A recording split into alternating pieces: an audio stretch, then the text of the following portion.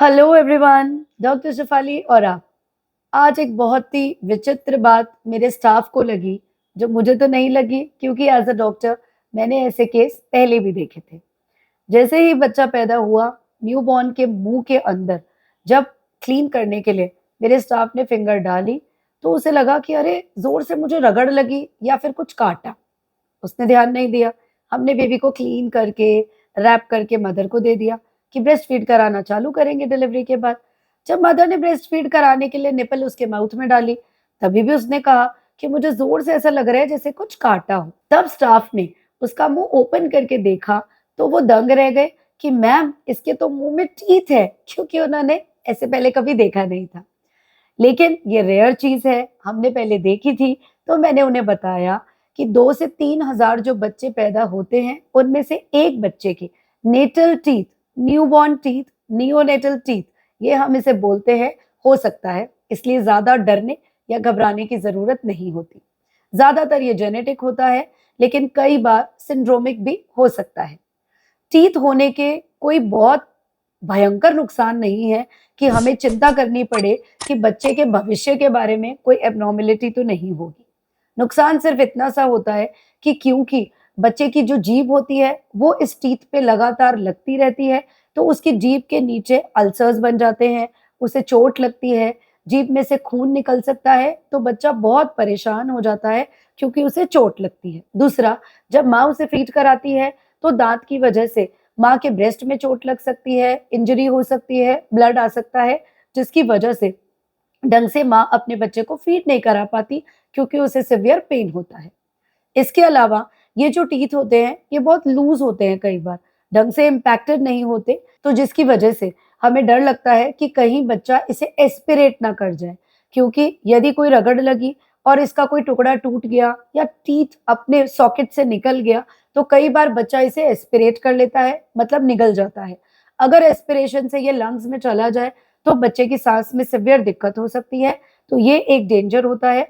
तो अगर आपके बच्चे के भी नेटल टीथ हो, तो आप ज़रूर डॉक्टर से चेक कराएँ कि ये लूज़ तो नहीं।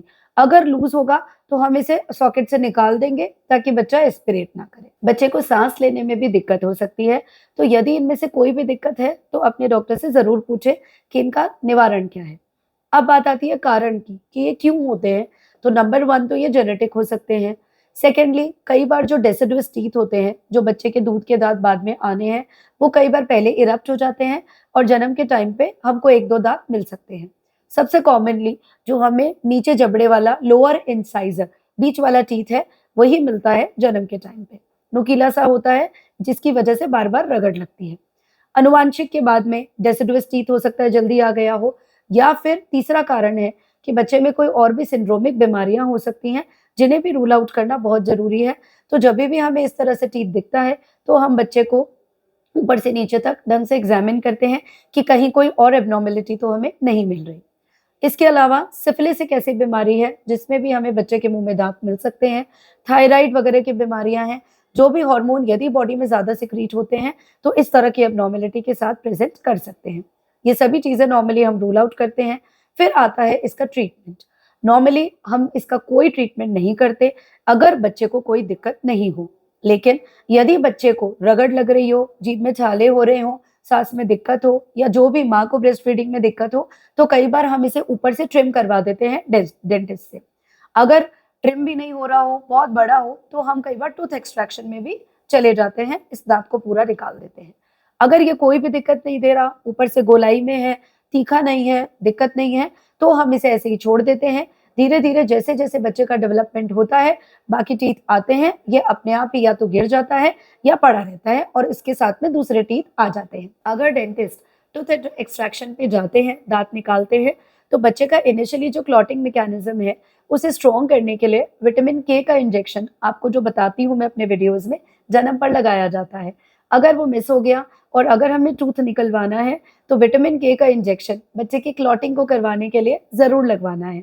तो अगर आप भी किसी न्यूबॉर्न के मुँह में दाँत देखें, तो इस बार बिल्कुल ना डरें, क्योंकि इस बेबी के साथ वाले भी डर गए थे कि अरे! बच्चे को क्या हो गया? कोई बुरा साया तो नहीं आ गया? हमने तो ये पहली बार देखा है, इस बच्चे को ऐसा क्यों? तो दिस इज़ नॉर्मल, रेयर है लेकिन मिलता है। कुछ चीज़ें हमें कई बार अचानक से देखने को मिलती हैं, जिसकी वजह से हम चिंता में पड़ जाते हैं।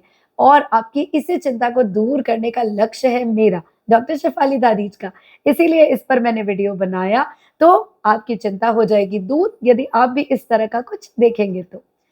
और भी अगर कोई भी सवाल हो, आप कमेंट सेक्शन में डालते रहिए, हम आपके लिए वीडियो बनाते रहेंगे। जो भी लेडी प्रेगनेंसी प्लान कर रही है, प्रेग्नेंट है, छोटे से बच्चे जिसके घर में भी आए हैं, उन्हें ये वीडियो ज़रूर शेयर कीजिए, ताकि वो भी अगर इस तरह की अटपटी चीज़ें कहीं देखें, तो घबराएँ नहीं, उल्टा उनका नॉलेज पहले से ही एक्सीलेंट हो इसके बारे में। Take care, stay healthy, stay positive, अच्छा खाते-पीते रहिए, खुश रहिए।